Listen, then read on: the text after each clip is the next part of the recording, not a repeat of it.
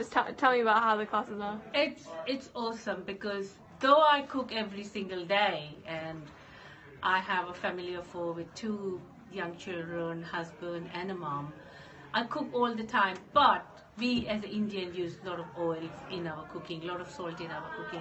This is a new technique that I'm really enjoying, and I'm sure I'll use that for my Which technique? New technique, like how to fry onions without oil, how oil is like really bad for yourself, for your health, your family's health. So this is like an evidence for me that don't use too much oil, or don't, if possible, don't use oil. Why are you really enjoying the classes? You said you're really enjoying them.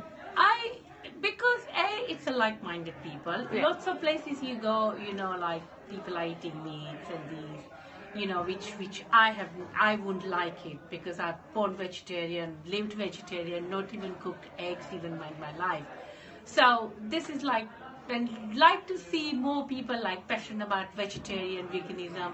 It's more fun and more enjoyable. And the very important, everybody who's here, they're really friendly. And that's even more fun, enjoyable. Oh, okay. Okay, that's good to know. Thank you.